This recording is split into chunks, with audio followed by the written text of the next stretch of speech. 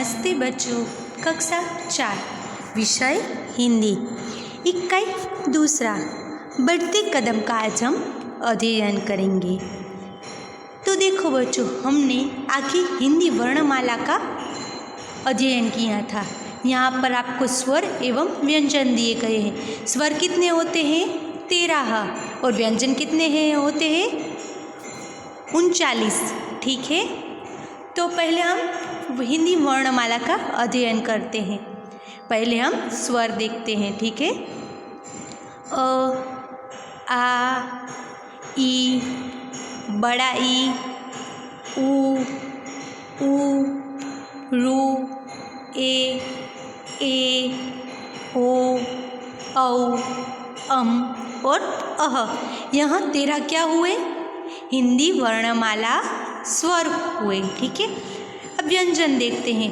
क, ख, ग, घ, ड, च, छ, ज, झ, ज, ट, ठ, ड, ढ, ण, ड, ढ, ट, थ, द, ध, न, प, फ, ब, भ, म, य, र, ल, व, श, स, ह, क्ष, त्र, ज्ञ और श्र। यह हमारे क्या हुए? हिंदी वर्णमाला के स्वर एवं व्यंजन हुए। अब हम आगे देखते हैं। अब आगे है अभ्यास 1। हिंदी वर्णमाला में देखकर गुजराती से भिन्नता वाले वर्ण ढूंढकर निकालें और लिखिए, जैसे ज और ज। हमने कई बार देखा है कि गुजराती और हिंदी वर्णमाला जो है उनके कुछ स्वर और व्यंजन होते हैं, वर्ण वह एक जैसे होते हैं, जैसे त है, फिर क्या है? व है, स है। ठीक है, यहाँ आपको अभ्यास 1 अपनी तरह से ढूंढकर लिखना है। ठीक है, अब हम आगे देखते हैं। अभ्यास 2 यह और वह। हम पास की वस्तु, व्यक्ति या प्राणी की ओर जब संकेत करते हैं तब उसे हम यह कहते हैं। ठीक है, और उसी तरह जब कोई भी दूर की वस्तु, व्यक्ति या प्राणी की ओर संकेत करते हैं तब वह शब्द का हम प्रयोग करते हैं। अब देखिए, हम यहाँ पर इस चित्र के द्वारा समझते हैं। यह पतंग है, यानी कि आ पतंग छे। अब देखिए, पतंग दूर की ओर दिखाई दे रही है। ठीक है, चित्र में तो क्या लिखा है? वह पतंग है, तो क्या आएगा? ते पतंग छे। फिर है दूसरा, यह पुस्तक है, એટલે आ पुस्तक छे। फिर देखिए, सामने दूसरा ही चित्र दिया गया है। वह पुस्तक है, यानी कि ते पुस्तक छे। फिर आता है दूसरा, यह घोड़ा है, એટલે કે આ ઘોડો છે। પછી બાજુમાં જ ચિત્ર આપેલું છે, વહ ઘોડા है, એટલે કે તે ઘોડો છે। पता चला यह और वह का फर्क। अब हम आगे देखते हैं। अब देखते हैं अभ्यास 3। यह है और ये है। यह यानी कि क्या? पास की वस्तु, व्यक्ति या प्राणी जब कोई एक हो उसके लिए यह शब्द का प्रयोग होता है, जबकि एक से अधिक वस्तुओं, व्यक्तियों या प्राणियों के लिए ये का प्रयोग होता है।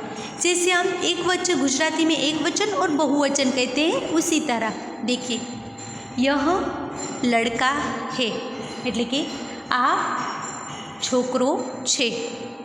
फिर सामने है, ये लड़के हैं, એટલે કે आ छोकरा छे। फिर है दूसरा, यह हाथी है, એટલે કે आ हाथी छे। सामने दिया गया है, ये हाथी है, आ हाथियों छे। फिर है तीसरा, यह लड़की है, आ छोकरी छे। सामने दिया गया है ये लड़कियां है એટલે કે આ છોકરીઓ છે। એના પછી છે यह माला है એટલે કે आ माला छे। ये मालाएं हैं यानी कि आ मालाओं छे। तो अब पता चला।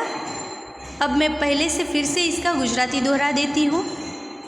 आ छोकरा, आ छोकरो छे, आ छोकराओ छे, आ हाथी छे, आ हाथीओ छे, आ छोकरी छे, आ छोकरीओ छे, आ माला छे, आ मालाओ छे। बाद में पीछे दिया गया है यह पुस्तक है, ये पुस्तकें हैं એટલે કે આ પુસ્તક છે અને આ પુસ્તકો છે। अब हम अभ्यास 4 का आगे देखते हैं, ठीक है।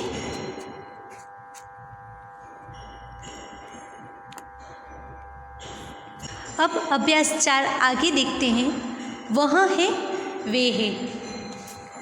दूर की एक वस्तु, व्यक्ति या प्राणियों की ओर जब संकेत करने के लिए संकेत करा जाता है तब वह वर्ण का प्रयोग किया जाता है। जबकि एक से अधिक वस्तुओं, व्यक्तियों या प्राणियों की ओर जब हम संकेत करते हैं तब उसके लिए वे का प्रयोग किया जाता है।